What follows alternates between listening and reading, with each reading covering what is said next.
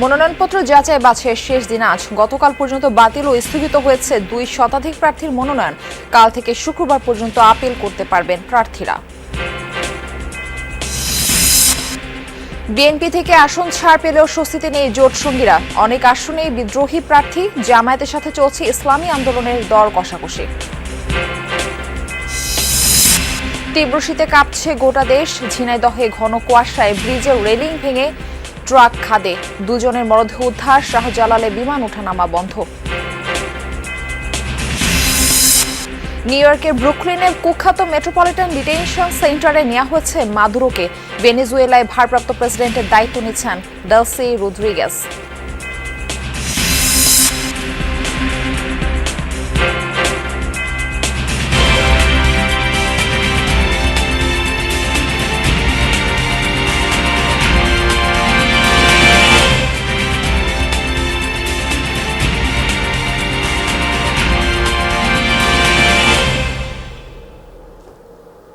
আমন্ত্রণ যমুনা নিউজে। আপনাদের সঙ্গে রয়েছি আমি মারফি রহমান। এতক্ষণ শিরোনাম দেখছিলেন, এবার বিস্তারিত সংবাদ জানাবো। আসন্ন ত্রয়োদশ জাতীয় সংসদ নির্বাচনে মনোনয়নপত্র যাচাই বাছাইয়ের শেষ দিন আজ। প্রার্থিতা বাতিলের রিটার্নিং কর্মকর্তার সিদ্ধান্তের বিরুদ্ধে ইসিতে আপিল শুরু হবে কাল থেকে। তফসিল অনুযায়ী সারা দেশে 300 আসনে প্রার্থীদের মনোনয়নপত্রের সংখ্যা আজই চূড়ান্ত হবে। চলমান যাচাই বাছাই কার্যক্রম শেষে মোট বৈধ এবং বাতিল মনোনয়নপত্রের সংখ্যা প্রকাশ করবে নির্বাচন কমিশন। রিটার্নিং কর্মকর্তা বা সহকারী রিটার্নিং কর্মকর্তার সিদ্ধান্তের বিরুদ্ধে 5 থেকে 9 জানুয়ারি পর্যন্ত নির্বাচন কমিশনে আপিল করা যাবে। 10 থেকে 18 জানুয়ারির মধ্যে আপিল শুনানি নিষ্পত্তি হবে। ইসির তথ্য অনুযায়ী ঢাকার 20টি সংসদীয় আসনে 238 জন প্রার্থীর মধ্যে 161 জনের মনোনয়নপত্র বৈধ ঘোষণা করা হয়েছে। বাতিল করা হয়েছে 81 জনের। মনোনয়নপত্র যাচাই বাছাইয়ের শেষ দিনের খবর জানাতে ঢাকা ও দেশের বিভিন্ন স্থান থেকে যুক্ত হচ্ছেন আমাদের সহকর্মীরা। শুরুতেই যাব রাজধানীর সেগুন বাগিচায় বিভাগীয় কমিশনারের কার্যালয়। সেখানে রয়েছেন আমাদের সহকর্মী সুমাইয়া ঐশী। যাচ্ছি তার কাছে। ঐশী, আজ তো মনোনয়নপত্র যাচাই বাছাইয়ের শেষ দিন, তো আজকে উল্লেখযোগ্য কেউ বাদ পড়লো কিনা? সোহার, বিভাগীয় কমিশনারে আসলে উল্লেখযোগ্য বাদ বলতে একজনের হিসাব খালি বাকি আছে, কারণ 174 জন প্রার্থী মনোনয়ন দাখিল করেছেন গতকাল পর্যন্ত। এই বিভাগীয় কমিশনের কার্যালয়ের অধীনে যেই 13টি আসন আছে সেই 13টি আসনের বিপরীতে যে 174 জন মনোনয়ন দাখিল করেছেন তার মধ্যে গতকাল পর্যন্ত 119 জনের মনোনয়ন বৈধ ঘোষণা করা হয়েছে এবং বাতিল ঘোষণা করা হয়েছে কিন্তু 154 জনের মনোনয়নপত্র। ফলে মোটামুটি 173 জনের হিসেব বা 173 জন প্রার্থী সম্পর্কে সিদ্ধান্ত গতকাল পর্যন্ত হয়ে গেছে। ফলে একজনের মনোনয়ন সম্পর্কিত সিদ্ধান্ত বাকি আছে এই বিভাগীয় কমিশনের কার্যালয়ে, যেটি আমরা জানতে পেরেছি যে অভ্যন্তরীণ একটি বৈঠক চলছে আপাতত। সেই বৈঠক শেষ হলে 20 থেকে 30 মিনিটের মধ্যে এই বিষয়ে কথা বলবেন এখানকার সংশ্লিষ্টরা, তেমনটি আমাদের কাছে এখন পর্যন্ত খবর। তবে সারা দেশে এবং ঢাকার যে 20টি আসন রয়েছে সেই 20টি আসনের বিপরীতে কোন কোন প্রার্থী বা কতজন প্রার্থী মনোনয়ন তাদের বৈধ হলো বা তাদের মনোনয়নপত্র সম্পর্কে সিদ্ধান্ত আজকে 5টার পরে জানা যাবে। সাধারণত আমরা প্রতিবারই দেখেছি যে যেহেতু বড় একটি সংখ্যা, ফলে যাচাই বাছাই সহ যেই হিসাব নিকাশগুলো আছে সেগুলো করতে প্রায় সন্ধ্যা 7টা থেকে রাত 8টা বেজে যায় প্রতিদিন। এরপরই আসলে আমরা মূল যেই সংখ্যাটি সেটি জানতে পারি। তবে তার আগেই খসড়া একটি সংখ্যা জানিয়ে দেওয়া হয়, সেটি হয়তো আমরা বিকেল 5টার পরই বলতে পারবো। তবে সারা দেশের যেই যতজন প্রার্থীর হিসাব আছে সেটি আসলে আমরা জানতে পারবো নির্বাচন কমিশনের পক্ষ থেকে। আর গতকাল পর্যন্ত যতগুলো প্রার্থীর মনোনয়ন বাতিল হয়েছে বা স্থগিত হয়েছে তাদের কিন্তু আমরা দেখেছি যে তারা কিন্তু এক একজন প্রার্থীর কিন্তু বেশ চমকপ্রদ কিছু কিছু কারণ সামনে চলে এসেছে। কেউ নিজের যেই 1% যেই স্বাক্ষর প্রয়োজন হয় স্বতন্ত্র প্রার্থীদের ক্ষেত্রে, অর্থাৎ মোট ভোটারের 1% প্রার্থীর স্বাক্ষর প্রয়োজন হয় স্বতন্ত্র প্রার্থীদের ক্ষেত্রে, সেটি অনেকে জোগাড় করতে পারেননি। আবার অনেকের ক্ষেত্রে দেখা গিয়েছে যে মৃত যারা ভোটার আছেন 2-1 জন, তাদের স্বাক্ষর তাদের সেই মনোনয়নপত্রে পাওয়া গিয়েছে। একই সঙ্গে আবার আমরা এটাও দেখেছি কিছু কিছু ক্ষেত্রে যে প্রার্থী নিজেই তার প্রস্তাবকের জায়গায় স্বাক্ষর করেছেন। ফলে এরকম বহু কারণ আছে যে কারণগুলোর জন্য অনেক প্রার্থীর মনোনয়নপত্র বাতিল করা হয়েছে। একই সঙ্গে এমনও আছে যে যারা নিজের সম্পদের হিসাব ঠিকমতো আসলে প্রমাণপত্র দিতে পারেননি বা যে ফৌজদারি মামলা আছে সেই সম্পর্কে যথেষ্ট প্রমাণাদি দিতে পারেননি, সে সমস্ত কারণে বেশ কয়েকজন উল্লেখযোগ্য প্রার্থীর কিন্তু মনোনয়ন বাতিল হয়েছে, তার মধ্যে তাসনিম যারা রয়েছেন। তবে আপিল করা সম্ভব, 5 থেকে 9 জানুয়ারি পর্যন্ত প্রার্থীরা আপিল করতে পারবেন। নিষ্পত্তি হবে 10 থেকে 18 জানুয়ারি। সব মিলিয়ে 20 তারিখ প্রার্থিতা প্রত্যাহারের শেষ দিন, 21 তারিখ প্রতীক বরাদ্দ হবে এবং চূড়ান্ত প্রার্থীর তালিকা ঘোষণা করা হবে। ঐশী, ধন্যবাদ আমাদের সঙ্গে যুক্ত হবার জন্য। আপনি আমাদের সঙ্গেই থাকুন। দর্শক, আমরা ঢাকার বাইরের মনোনয়ন যাচাই বাছাইয়ের খবরাখবর জানবো। মানিকগঞ্জ থেকে আমাদের সঙ্গে যুক্ত হচ্ছেন আমাদের সহকর্মী BM খোরশেদ, যাচ্ছি তার কাছেও। খোরশেদ, আজ কোন কোন আসনে মনোনয়ন যাচাই বাছাই চলছে, কতজনের প্রার্থিতা বৈধ ঘোষণা করা হলো, কিছু জানতে পেরেছেন কিনা এই বিষয়ে জানাবেন। মনোনয়নপত্র যাচাই বাছাই আসলে আজকে শেষ দিন। মানিকগঞ্জের 3টি আসনেই আজকে মনোনয়নপত্র যাচাই বাছাই হবে। এখনই আসলে আনুষ্ঠানিকভাবে শুরু হলো। মানিকগঞ্জ জেলা যে রিটার্নিং কর্মকর্তার কার্যালয়, সেই কার্যালয়ে আমরা এখন রয়েছি আর কি। এইখানে প্রথমেই আমরা মানিকগঞ্জ 1 আসনে এই মনোনয়নপত্র যাচাই বাছাই শুরু হলো এবং আপনি জানেন যে মানিকগঞ্জের আসনে 27 জন প্রার্থী মনোনয়নপত্র সংগ্রহ করেছিলেন। মানিকগঞ্জ 1 আসনের পরে আসলে 2, এরপরে আসলে মনোনয়নপত্র যাচাই বাছাই হবে। এবং আপনি জানেন যে এখানে বিএনপির পাশাপাশি জামায়াতে ইসলামী, ইসলামী আন্দোলন, বিভিন্ন দলের কিন্তু সেইখানে কিন্তু প্রার্থীরা কিন্তু সংগ্রহ করেছেন। আমরা ঘরের বাইরে গিয়েও 4 জন প্রার্থী কিন্তু রয়েছে, বিএনপির বিদ্রোহী প্রার্থী রয়েছে, তারাও মনোনয়নপত্র সংগ্রহ করেছেন। এইখানে আসলে কিছুক্ষণ পরে আসলে জানা যাবে যে কার প্রার্থীটা বৈধ হলো, কারটা অবৈধ হলো। আমরা এই মুহূর্তে জেলা পরিষদের কার্যালয় সম্মেলন কক্ষে অর্থাৎ রিটার্নিং রয়েছি। জি খোরশেদ, আমাদের সঙ্গে যুক্ত হওয়ার জন্য আপনাকে ধন্যবাদ। আপনি আমাদের সঙ্গে যুক্ত থাকুন, পরবর্তীতে আরো আপডেট আপনার কাছ থেকে আমরা জানবো। বিএনপি থেকে আসন ছাড় পেলেও স্বস্তিতে নেই জোট সঙ্গীরা। বিএনপি নেতারা স্বতন্ত্র প্রার্থী হওয়ায় ভোট ভাগ হওয়ার ঝুঁকি দেখছেন তারা। কেউ কেউ এই বিদ্রোহের পেছনে বিএনপির বিরুদ্ধেই ইন্ধনের অভিযোগ তুলেছেন। তবে দলটির স্থায়ী কমিটির সদস্য আমির খসরু মাহমুদ চৌধুরী বলেছেন, ভবিষ্যৎ রাজনীতি চিন্তায় কেউ কেউ প্রার্থী হলেও মনোনয়ন প্রত্যাহারের আগে কেটে যাবে সংকট সংশয়। আরিফিন শাকিলের প্রতিবেদন। কাউকে দলে যোগদান করিয়ে কারো সাথে আসন সমঝোতায় ত্রয়োদশ সংসদ নির্বাচনে জোট সঙ্গীদের সাথে আসন ভাগাভাগি করেছে বিএনপি। শুরুতে এই সংখ্যাটা 30 হওয়ার ইঙ্গিত দেওয়া হলেও জনপ্রিয়তা জনভিত্তির মাপকাঠিতে মাত্র 17 জনকে ছাড় দিয়েছে তারেক রহমানের দল, যাদের প্রায় সবাই যুগপৎ আন্দোলনের শীর্ষ নেতা। জোটের বড় নেতা হলেও নির্বাচনী বৈতরণী পার হতে স্থানীয় বিএনপির নেতাকর্মীদের উপরই ভরসা রাখতে হচ্ছে তাদের, আর সেখানে বাড়ছে বিপত্তি। সমর্থনের পরিবর্তে জোট প্রার্থীদের হয়রানির অভিযোগ স্থানীয় বিএনপি নেতাকর্মীদের বিরুদ্ধে। ভুল হতে পারে, কিন্তু মূলত এর চাইতে বড় বড় ভুল আছে, সেগুলো পার হয়েছে। আর এইটার ব্যাপারে হয়েছে যে যদিও বিএনপির পক্ষ থেকে ঘোষণা করা হয়েছে যে সমঝোতার প্রার্থী হিসেবে আমি করব, কিন্তু তারা আবার নিজেদের পার্টির একজন প্রার্থী করে দিয়েছেন এবং তারা সমস্ত শক্তি মিলিয়ে পুরো জেলার সংগঠন, জেলার যত আইনজীবী, ঢাকা থেকে আইনজীবী নিয়ে গিয়ে বিরোধিতা করা হয়েছে। তার মানে তো this is a double standard pure. Bangladesh জাতীয়তাবাদী দল সমঝোতায় আরও 4টি আসনে জমিয়তে উলামা ইসলাম, 1টি করে বিজেপি, এনডিএম, গণসংহতি আন্দোলন, নাগরিক ঐক্য সহ 6টি দলের শীর্ষ নেতাকে সমর্থন দিয়ে ধানের শীষের প্রার্থী প্রত্যাহার হলেও স্বতন্ত্র নির্বাচন করছেন বিএনপির একাধিক নেতা।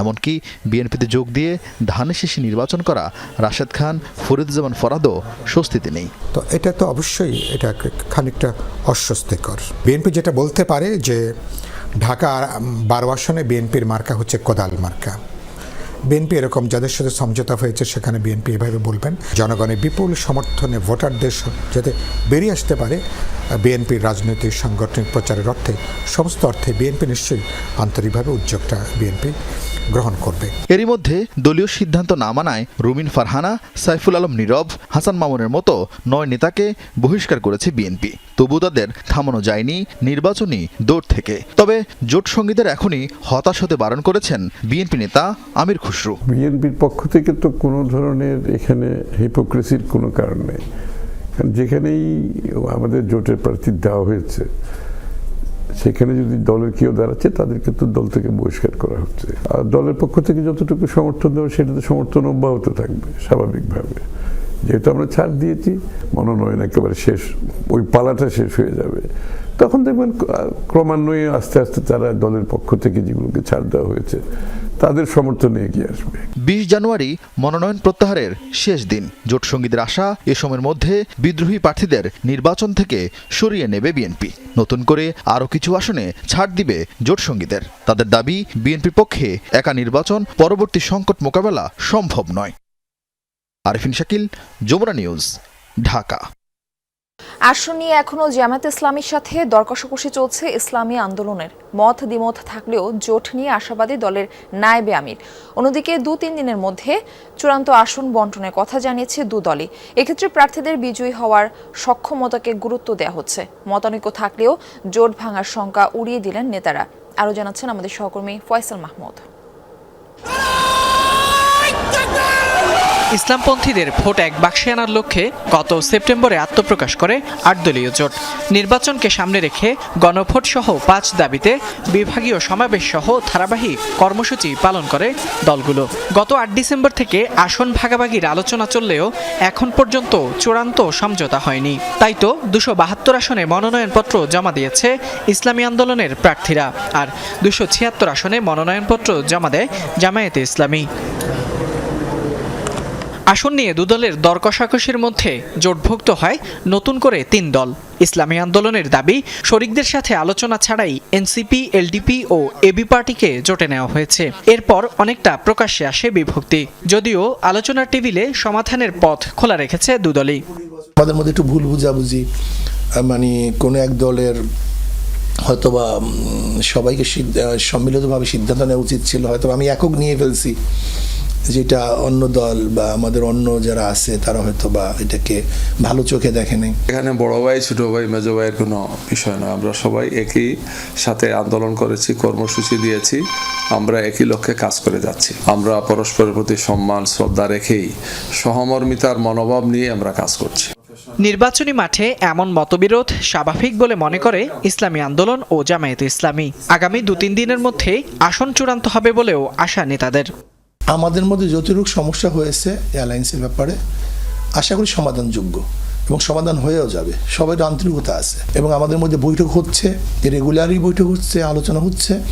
আশা করি ইনশাআল্লাহ একটা সমাধানের পথে আমরা চলব। রাজনীতিতে তো ভিন্নমত থাকে, প্রত্যাশা থাকে, এই সব কিছু মিলে আমরা সর্বোচ্চ চেষ্টা করছি যে স্ব অবস্থান থেকে প্রয়োজনীয় ছাড় দিয়ে হলেও ঐক্যটাকে ধরে রাখা এবং আসন সমঝোতাটাকে যাতে সবাই মেনে নেন, এই ধরনের একটা সিদ্ধান্তে পৌঁছার চেষ্টা করা হচ্ছে। মতভেদ, ভুল বোঝাবুঝি থাকলেও জোট নিয়ে আশাবাদী ইসলামী আন্দোলনের নায়েবে আমির। সেই সাথে উড়িয়ে দেন জোট ভাঙার শঙ্কাও। যেহেতু ইসলামের প্রতি মানুষ ঢুকছে, সেখানে আমরা অন্য কারোর সাথে জোট করব কেন? তো আমরা যদি সেখানে চলে যাই চাঁদাবাজদের কাছে, আবারও সেই যাদের বিরুদ্ধে জোট হয়েছে, মানে জনগণ যাদের প্রত্যাখ্যান করতে চায়, তাদের সাথে অংশগ্রহণমূলক তো নির্বাচন হতে পারে না। জোট নেতারা বলছেন, আসন বন্টনে অগ্রাধিকার পাচ্ছে প্রার্থীর বিজয়ী হওয়ার সক্ষমতা।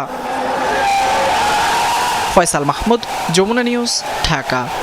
সহপাঠী হত্যার বিচারের দাবিতে ফার্মগেট সড়ক অবরোধ করেছেন রাজধানীর তেজগাঁও কলেজের শিক্ষার্থীরা। সেখানে রয়েছেন আমাদের সহকর্মী আলহামিন হক অহন। যাচ্ছি তার কাছে। অহন, সপ্তাহের প্রথম দিন শহরের ব্যস্ত সড়কে অবরোধের কারণে কি প্রভাব পড়েছে, আর শিক্ষার্থীরা কি বলছেন এই বিষয়ে? ব্যাপক প্রভাব করেছে। বিশেষ করে ফার্মগেট তো রাজধানীর অন্যতম একটি ব্যস্ত সড়ক, এই সড়ক ধরে রাজধানীর অন্যান্য গুরুত্বপূর্ণ সড়কগুলো মিলিত হয়েছে, যে কারণে এটি বন্ধ হওয়ার কারণে আমরা দেখেছি সকাল থেকেই তো বন্ধ, অন্তত ঘন্টা 2 থেকে বন্ধ হওয়ার কারণে এই পথ ধরে যারা যাচ্ছেন বাধ্য হয়ে তারা হেঁটেই যাতায়াত করছেন। আর শিক্ষার্থীরা এখন পর্যন্ত তারা নানান স্লোগান দিচ্ছেন, নানান কথাই বলছিলেন এবং বলছিলেন যে অন্তত এতদিন হওয়ার পরও কেন আসামিদেরকে গ্রেফতার করা হচ্ছে না, সেই বিষয়ে তারা আইন শৃঙ্খলা বাহিনীর হস্তক্ষেপ কামনা করেছেন। একই সঙ্গে তারা বলছিলেন এখন পর্যন্ত স্বরাষ্ট্র মন্ত্রণালয় কিংবা তাদের দিক থেকে এই বিষয়ে কোনো উদ্যোগ দেখা যায়নি এবং তারা দাবি করছিলেন যে মাদক কাণ্ডে, মাদকের বিরুদ্ধে এই শিক্ষার্থী কথা বলায় গেল 6 ডিসেম্বরের ঘটনা, তখন তাকে পিটিয়ে রক্তাক্ত করা হয় এবং আমরা জানি যে অন্তত 4 দিন আইসিইউ এ মৃত্যুর সঙ্গে পাঞ্জা লড়ে শেষ পর্যন্ত গেল 10 ডিসেম্বর সেই শিক্ষার্থী। জি অহন, এই ঘটনার বিস্তারিত আরো খবরাখবর আপনার মাধ্যমে আমরা পরবর্তী সংবাদে জানার চেষ্টা করব। ধন্যবাদ আপনাকে। পৌষের শেষ দিকে এসে সারা দেশে শীতের দাপট বেড়েছে। ঠান্ডায় যুবথবু উত্তর ও দক্ষিণ পশ্চিমাঞ্চলের জনজীবন। হিমেল হাওয়ায় বিভিন্ন অঞ্চলে তাপমাত্রা ক্রমে কমছে, কুয়াশার চাদরে ঢাকা চারপাশ। তবে বেলা বাড়ার সাথে সাথে আকাশে সূর্যের দেখা মিলছে বিভিন্ন স্থানে। কনকনে ঠান্ডা বাতাস আর ঘন কুয়াশার স্বাভাবিক জনজীবনেও প্রভাব ফেলেছে। প্রয়োজন ছাড়া ঘর থেকে বের হচ্ছে না কেউ। ভোগান্তি বেড়েছে ছিন্নমূল ও খেটে খাওয়া মানুষের। শীতের সাথে বাড়ছে ঠান্ডাজনিত রোগের প্রকোপও। আক্রান্তদের বেশিরভাগই শিশু ও বয়স্ক। এদিকে ঘন কুয়াশার কারণে পাটুরিয়া, দৌলতদিয়া ও আরিচা কাজিরহাট নৌ রুটে গতকাল রাত 10টার পর থেকে ফেরি চলাচল বন্ধ রয়েছে। গত বছর থেকে এবার শীত বেশি, সেই রকম শীত, হাত পা টাটাচ্ছে, মনে করো কোনো কাজ কাম করা যাচ্ছে না। প্রায় 1 সপ্তাহেরও বেশি হয়ে গেল, আকাশের থেকে সূর্য বাড়ায়নি, আর এগুলো কাপড় চোপড়ও কুলাচ্ছে না। দর্শক, আমরা ঢাকার বাইরের শীতের খবরাখবর জানবো। সিরাজগঞ্জ থেকে আমাদের সঙ্গে যুক্ত হচ্ছেন আমাদের সহকর্মী গোলাম মোস্তফা রুবেল। যাচ্ছি তার কাছে। রুবেল, সিরাজগঞ্জে শীতের তীব্রতা কেমন অনুভূত হচ্ছে? সেখানে আজকের তাপমাত্রা কত ডিগ্রি সেলসিয়াস? আরেকটা বিষয় জানাবেন যে সেখানে যারা ছিন্নমূল মানুষ রয়েছে তাদের শীত নিবারণের জন্য প্রশাসনের পক্ষ থেকে কোনো উদ্যোগ নেওয়া হয়েছে কিনা? মাফি, আসলে সকাল থেকেই কিন্তু আমরা দেখছি কুয়াশার চাদরে ঢেকে আছে পুরো সিরাজগঞ্জ জেলা। শুধু সিরাজগঞ্জ জেলা নয়, পুরো উত্তর অঞ্চলে কিন্তু কুয়াশার চাদরে ঢেকে আছে, রোদের দেখা নেই। যেখানে কনকনে শীত, বিশেষ করে যমুনা নদীর পাড়ে হওয়ার কারণে এই জেলার মানুষের মধ্যে কিন্তু সবচেয়ে শীতের তীব্রতা বেশি। প্রচণ্ড শীত এবং ঘন কুয়াশা, সেই সাথে হিমেল হাওয়া, সব কিছু মিলে ছিন্নমূল মানুষের মাঝে অনেকটা জনজীবন বিপর্যয় হয়ে পড়েছে। যেটি বললেন যে জেলা প্রশাসনের পক্ষ থেকে যে গরম কাপড় সরবরাহ করার কথা, অর্থাৎ কম্বল যে সরবরাহ করার কথা, সেটি কিন্তু করছেন, সেটা কিন্তু প্রয়োজনের তুলনায় অনেকটাই অপ্রতুল। বিশেষ করে সিরাজগঞ্জের চরাঞ্চল যেটি রয়েছে, সেই চরাঞ্চলের ছিন্নমূল মানুষের কিন্তু দুর্বিষহ জীবনযাপন চলছে এই শীতের মধ্যে। এটি দেখার চেষ্টা করি, মূল শহরের অবস্থা দেখলে বুঝতে পারবেন যে মানুষের কি পরিস্থিতি। অর্থাৎ পুরো শহরটি যেখানে সবসময় যানজটের সৃষ্টি হয়ে থাকে, সেই জায়গাটি পুরোটাই ফাঁকা। অর্থাৎ খুব একটি প্রয়োজন ছাড়া কিন্তু মানুষ ঘর থেকে বের হচ্ছে না। আর দিনমজুর যারা রয়েছেন তারা বের হলেও ঠিক তাদের কিন্তু তেমন কাজ নেই। অধিকাংশ রিকশায় কিন্তু একদম প্যাসেঞ্জার বিহীন কিন্তু চলাচল করছে। অর্থাৎ এই যে মানুষের অর্থাৎ কর্মহীন হয়ে পড়ছে, বিশেষ করে কৃষিতে যারা রয়েছেন, কৃষিকাজেও কিন্তু অনেকটা ব্যাঘাত ঘটছে। একই সঙ্গে তাঁত শিল্পে যে রয়েছে, তাঁত শিল্পের শ্রমিকরা কিন্তু তারা কাজে যোগদান করতে পারছে না। সব কিছু মিলে সিরাজগঞ্জের সার্বিক পরিস্থিতি কিন্তু অনেকটা ধীরে ধীরেই এই শীতের কারণে নাজুক হয়ে পড়ছে। বিশেষ করে হসপিটালগুলোতে কিন্তু ছোটো ছোটো শিশু এবং বয়স্ক যারা রয়েছেন তাদের অর্থাৎ বিভিন্ন রোগে কিন্তু তারা আক্রান্ত হচ্ছেন। শীতজনিত রোগে কিন্তু আক্রান্তের সংখ্যা অনেকটাই বেড়ে গেছে প্রতিটি হসপিটালে, আমাদের জানিয়েছেন আমাদেরকে চিকিৎসকরা। তবে এই যে শীতের প্রকোপ গতকাল যা ছিল তার চেয়েও কিন্তু আজকে, বিশেষ করে গত একটু রোদের দেখা দিলেও আজকে কিন্তু বেলা অনেকটা বেড়ে গেছে, তারপরে কিন্তু রোদের কোনো দেখা নেই, যে কারণে শীতের কারণে অনেকটাই কষ্ট করতে হচ্ছে ছিন্নমূল মানুষকে। আর রুবেল, ধন্যবাদ আমাদের সঙ্গে যুক্ত হবার জন্য। সংবর্ধন অনুষ্ঠানে কথা বলছেন নবনিযুক্ত প্রধান বিচারপতি জুবায়ের রহমান চৌধুরী। আমরা সরাসরি সেখানে যাচ্ছি। Rule 3, Sub-Rule 4, Chapter 16A of the Supreme Court of Bangladesh High Court Division Rules 1973. Equally, I would take this opportunity to remind the learned advocates of Rule 2 of Chapter 1 under the caption Conduct with regard to other advocates as detailed in the Bangladesh Legal Practitioners and Bar Council Order and Rules 1972.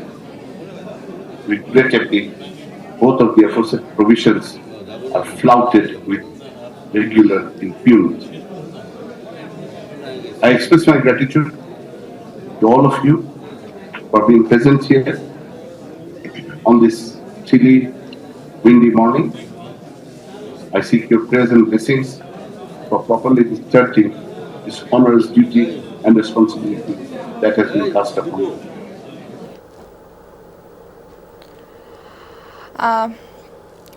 দর্শক, নবনিযুক্ত প্রধান বিচারপতি কথা বলছিলেন, আমরা সেখানে ছিলাম। ঘন কুয়াশার কারণে ভোররাত থেকে হযরত শাহজালাল আন্তর্জাতিক বিমানবন্দরে সব ধরনের ফ্লাইট ওঠানামা বন্ধ ছিল। এতে শিডিউল বিপর্যয়ের ফলে আটকা পড়েন কয়েক হাজার যাত্রী। এ কারণে বিমানবন্দরের কয়েকটি ফ্লাইট নিরাপদ উড্ডয়নের স্বার্থে বিকল্প বিভিন্ন বিমানবন্দরে ডাইভার্ট করা হয়েছে। আবহাওয়া স্বাভাবিক হওয়ার পর সকল ফ্লাইট অপারেশন পুনরায় স্বাভাবিকভাবে উড্ডয়ন এবং অবতরণ শুরু হয়। কর্তৃপক্ষ জানিয়েছে, ঘন কুয়াশায় রানওয়েতে ভিজিবিলিটির মাত্রা শূন্যে নেমে এসেছিল। বেশ কয়েকদিনের কুয়াশা পরিস্থিতির কারণে instrument landing system ILS category 2 থেকে 1-এ নেমেছে শাহজালাল বিমানবন্দরে। তাই গেল কয়েকদিন আন্তর্জাতিক বেশ কয়েকটি ফ্লাইট কলকাতা, চট্টগ্রাম ও সিলেটে অবতরণে বাধ্য হয়েছে। ILS ক্যাটাগরি উন্নতি না করতে পারলে বৈরী পরিস্থিতিতে আন্তর্জাতিক এবং অভ্যন্তরীণ যাত্রীদের আরও ভোগান্তিতে পড়তে হবে, এমন আশঙ্কা করছেন এভিয়েশন বিশেষজ্ঞরা। ঝিনাইদহে ঘন কুয়াশায় নিয়ন্ত্রণ হারিয়ে ব্রিজের রেলিং ভেঙে নদীতে পড়ে গেছে একটি ট্রাক। এই ঘটনায় 2 জনের মরদেহ উদ্ধার করা হয়েছে। শৈলকুপার গাড়াগঞ্জে কুমার নদ থেকে মরদেহ দুটি উদ্ধার করা হয়।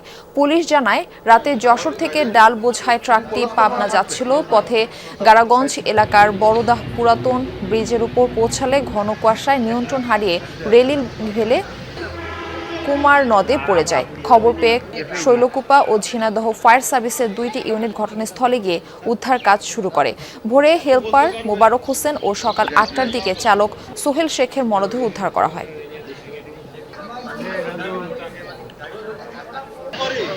যুক্তরাষ্ট্রের নিউ ইয়র্কে নেওয়া হয়েছে আটককৃত ভেনেজুয়েলার প্রেসিডেন্ট নিকোলাস মাদুরোকে। ধারণা করা হচ্ছে ব্রুকলিনের কুখ্যাত মেট্রোপলিটন ডিটেনশন সেন্টারে রাখা হয়েছে তাকে। বিভিন্ন গণমাধ্যম মাদুরোর হাতকড়া পরা একটি ভিডিও ফুটেজও প্রকাশ করেছে। ভেনেজুয়েলা থেকে আটকের পর শনিবার যুক্তরাষ্ট্রে নিয়ে যাওয়া হয় মাদুরোকে। স্থানীয় সময় সন্ধ্যায় নিউ ইয়র্ক সিটি থেকে প্রায় 60 মাইল দূরে স্টুয়ার্ট এয়ার ন্যাশনাল গার্ড বিমান ঘাঁটিতে অবতরণ করে তাকে বহনকারী বিমানটি। সেখান থেকে হেলিকপ্টারে করে ম্যানহাটনে নিয়ে যাওয়া হয় মাদুরোকে। নামানো হয় ওয়েস্ট সাইড হেলিপোর্টে। এরপর একটি ভ্যানে মার্কিন মাদক নিয়ন্ত্রক সংস্থার অফিসে নেওয়া হয় ভেনেজুয়েলার প্রেসিডেন্টকে। মার্কিন কর্মকর্তাদের বরাতে জানা গেছে, মামলার আনুষ্ঠানিকতার পর ডিটেনশন সেন্টারে নেওয়া হয় মাদুরোকে। তার সাথে রয়েছেন স্ত্রী সিলিয়া ফ্লোরেস।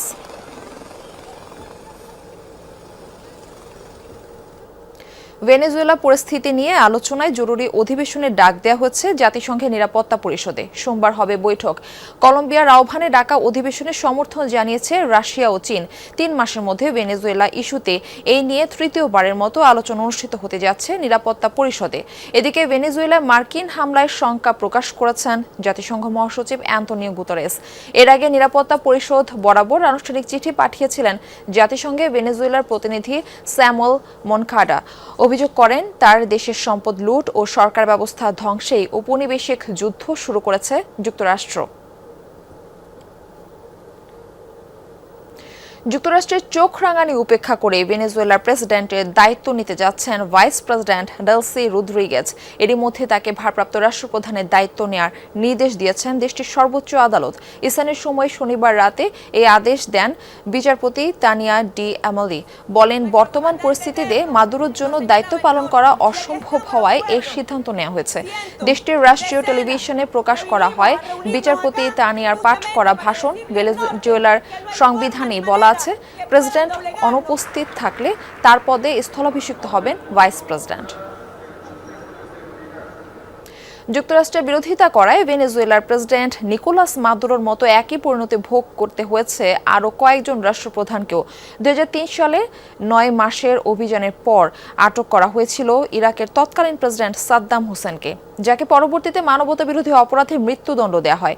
এছাড়াও পানামার সাবেক সামরিক শাসক ম্যানুয়েল নোরিয়েগা ও হন্ডুরাসের সাবেক প্রেসিডেন্ট হুয়ান অরলান্দো হার্নান্দেজও বন্দী হয়েছিলেন মার্কিন বাহিনীর হাতে।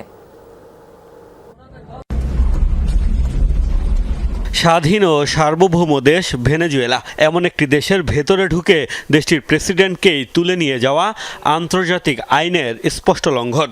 অবশ্য এবারই প্রথম নয়, আরেক দেশে ঢুকে রাষ্ট্রপ্রধানদের আটক করার নজির এর আগেও গড়েছে যুক্তরাষ্ট্র। নিজ দেশে যুক্তরাষ্ট্রের কাছে আটক হওয়া আলোচিত এক নাম পানামার সামরিক শাসক ম্যানুয়েল নোরিয়েগা। 1989 সালে দেশটিতে অভিযান শুরু করে মার্কিন বাহিনী। মার্কিন নাগরিকদের সুরক্ষা নিশ্চিতে অগণতান্ত্রিক শাসন ব্যবস্থা, দুর্নীতি ও অবৈধ মাদক ব্যবসার অভিযোগ তুলে আটক করা হয় নোরিয়েগাকে। 2010 সাল পর্যন্ত কারাভোগের পর এই নেতাকে পাঠানো হয়েছিল ফ্রান্সে। এর 1 বছর পর তাকে পানামাতে ফেরত পাঠানো হয়। দেশটির একটি কারাগারে 2017 সালে মৃত্যু হয় নোরিয়েগার। 13 ডিসেম্বর 2003, 9 মাসের রক্তক্ষয়ী অভিযানের পর মার্কিন বাহিনীর হাতে আটক হন ইরাকের তৎকালীন প্রেসিডেন্ট সাদ্দাম হোসেন। 2006 সালে যাকে মৃত্যুদণ্ডের সাজা দেয় ইরাকের আদালত। যদিও গণবিধ্বংসী অস্ত্র তৈরি ও আল কায়দাকে সহায়তার যে অভিযোগে ইরাকে অভিযান শুরু করেছিল মার্কিন নেতৃত্বাধীন জোট, তার সপক্ষে কখনোই কোনো প্রমাণ দিতে পারেনি যুক্তরাষ্ট্র। মাদুরোর আগে যুক্তরাষ্ট্রের বিরোধিতা করে আটক হওয়ার সবশেষ নজির দেখা গেছে 2022 সালে। প্রেসিডেন্ট পদ ছাড়ার কয়েকদিনের মধ্যেই আটক হন হন্ডুরাসের সাবেক প্রেসিডেন্ট হুয়ান অরলান্দো হার্নান্দেজ। মার্কিন এজেন্টদের নেতৃত্বে অভিযানে ছিল হন্ডুরাসের সামরিক বাহিনীও। পরে মাদক পাচার ও দুর্নীতির দায়ে হার্নান্দেজকে দেয়া হয়েছিল 45 বছরের সাজা। যদিও 2025 সালে ক্ষমতায় এসে তাকে ক্ষমা করে দেন president Donald Trump. Mostafa Mahmud, Jamuna news.